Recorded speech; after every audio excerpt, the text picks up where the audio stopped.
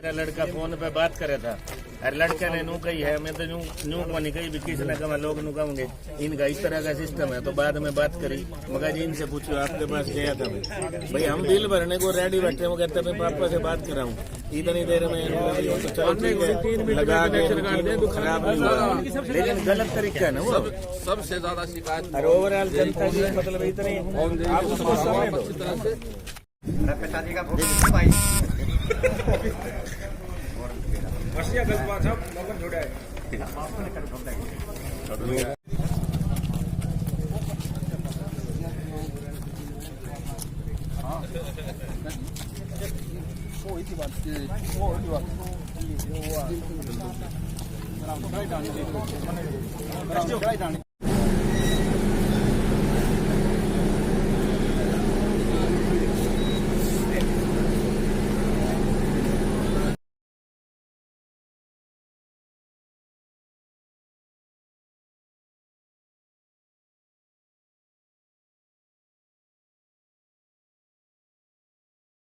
अंदर के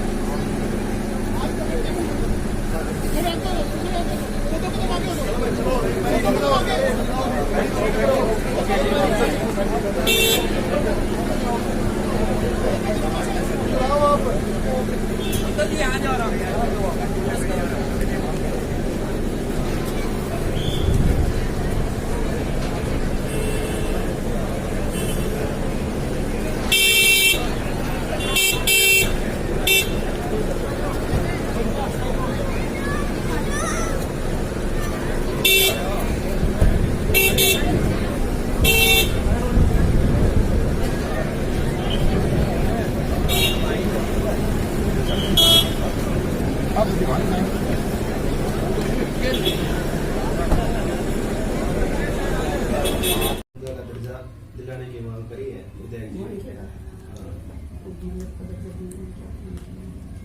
और बॉय कॉलेज की मांग करी है और स्टेडियम की मांग करी है। आज मुख्यमंत्री आए थे, किन मांगों को लेकर आपने विधायक को ज्ञापन दिया? आज बवानी खेड़ा में जी मुख्यमंत्री आए थे, हमने अपनी मांग विधायक के जरिए मुख्यमंत्री को भेज दी है जी। किन किन मांगों को लेकर आपने मांग पत्र दिया है?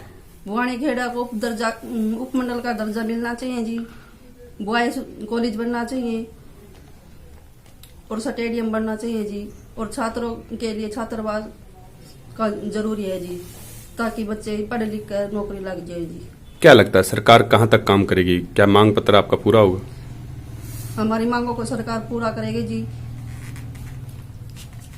अब आए थे और सीएम साहब को हम सीएम साहब को विधायक जी के द्वारा बवानी खेड़ा को उपमंडल का दर्जा मिले और एनआईटी यहाँ खुले और हमारे हलके में एक स्टेडियम हो और बच्चों ऐसा कुछ हो जिसमें जहाँ बच्चों को पढ़ने के लिए नई सिरे से पढ़ने के लिए जहाँ जॉब वगैरह लगे बच्चे, तो ऐसा कुछ छात्रावास होना चाहिए और बॉयज कॉलेज होना चाहिए। हमने ये डिमांड विधायक के थ्रू सीएम साहब को भिजवाई है जी।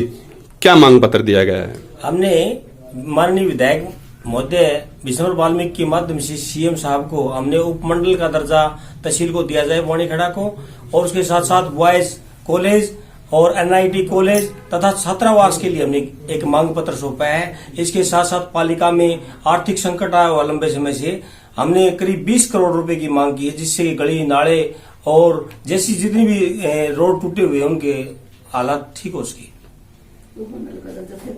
क्या माना जाए, सरकार आपकी मांगों को पूरा करेगी? देखो, पिछले लंबे समय से माननीय विधायक साहब ने विधानसभा में भी उपमंडल का मामला रखा और कॉलेज के लिए भी बात रखी।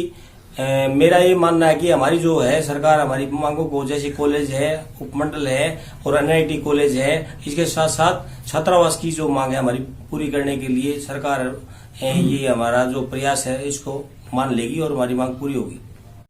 मुख्यमंत्री साहब आए थे, गांव के लोगों को बहुत उम्मीद थी कि कुछ विकास की जो रुके हुए हैं तो सीएम साहब के आने से विकास कार्यों को गति मिलेगी, लेकिन ऐसा कुछ नहीं हुआ। किसान भी परेशान है। यहाँ पर फसलों का मुआवजा जो है, यहाँ आसपास के जो है गांव, उन लोग वहां का आया है, लेकिन बवानीखेड़ा के लिए कोई घोषणा नहीं थी, ना ही कोई फसल मुआवजे की जो लिस्ट आई है उसमें बवानीखेड़ा का नाम है। लोगों को ये जरूर था सीएम साहब आए हैं तो शायद गिरदावरी किस लिए नहीं हुई थी या किस वजह से ये जो है ना बवानीखेड़ा का नाम नहीं आया, बवानीखेड़ा खंड का, तो ये होगा, लेकिन ऐसा कुछ नहीं हुआ। सीएम साहब ने 2 मिनट का समय भी नहीं दिया। तो ये जहां तक कहने की बात है तो ये ऐसा लगता है जैसे बवानीखेड़ा की एक बेइज्जती यहाँ जो है बेइज्जती हुई है। यहाँ का कोई नुमाइंदा ही ऐसा नहीं है कि जो अपनी बात रख सके। विकास तो होता तो कुछ घोषणा करके जाते। विधायक साहब आए हुए थे, विधायक साहब को लोगों ने जो है अपने कागज पत्रे दे दिए हैं। सरकार की घोषणाएं कागजों में ही रह गई हैं।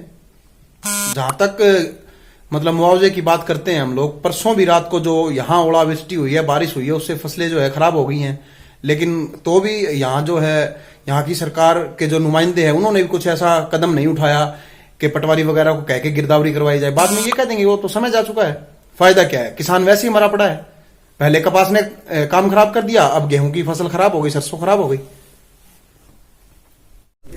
उन्होंने अपनी तरफ से शहर में लड़कों के कॉलेज के लिए, ITI के लिए और अन्य विकास कार्यों के लिए स्टेडियम है जैसे, उनको बनवाने के लिए मांग पत्र दिया।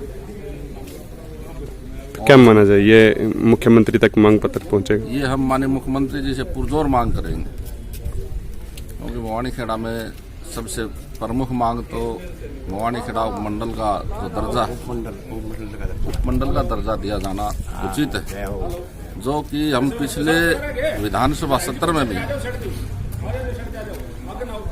इसको पुरजोर से उठा चुके हैं और आज भी हम जो माननीय मुख्यमंत्री जी से इसकी चर्चा करेंगे और आने वाले विधानसभा जो बजट सत्र है 2 फरवरी से जो शुरू होने वाला है, उसमें भी हम अपनी विधानसभा की जो मांगे उनको हम अच्छे ढंग से।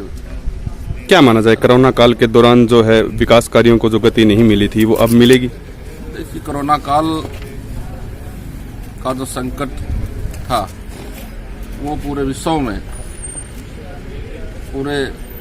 विश्व के साथ साथ पूरे देश में और हरियाणा प्रदेश में भी उसका बहुत बुरा असर रहा, जिस कारण से विकास की गति थोड़ी बहुत रुकी और उसको जैसे ही खत्म होते ही फिर से दोबारा से विकास कार्यों की गति शुरू हुई है और इसको आगे और माननीय मुख्यमंत्री से मांग करके गति को तेज करने का काम करेंगे।